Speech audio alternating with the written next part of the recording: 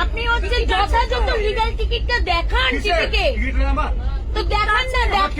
আপনার সাথে কথা বলছেন ডিক্টেটরশিপ দেশে বাস করছেন নাকি ডেমোক্রেসিটা মেইনটেইন করুন? আপনি এমএলএ বলে চলে আসবেন আর দিয়ে ট্রেনে এরকম একটা হ্যাজার্ড একটা ক্যাওয়াস সৃষ্টি করছেন, অন্যের টিকিটে চলে আসবেন। আপনি টিকিট দেখাতে পারছেন না, আপনার টিকিট আছে একটু সাহায্য দিন। কার টিকিট নেই? কেন নিয়ে এসেছেন?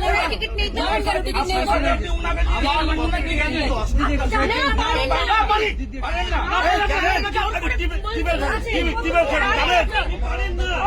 আপনি টিকিট না করে চলে আসবেন। আরে টিকিট আছে,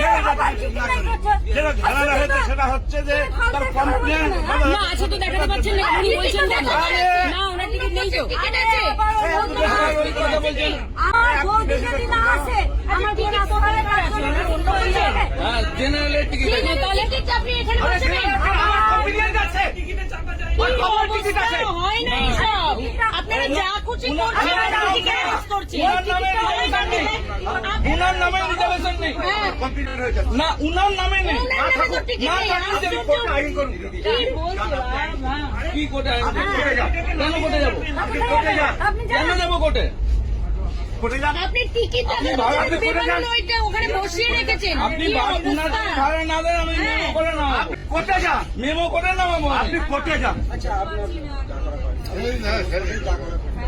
আপনি পারবেন না, বুঝলেন তো? এই তো চলছে দেশে, এই তো চলছে। আপনি বেশি বলবেন আপনার লাশ বাইরে পড়ে থাকবে, এই তো চলছে দেশে। হ্যাঁ আপনি যে কথা বলছেন একদম।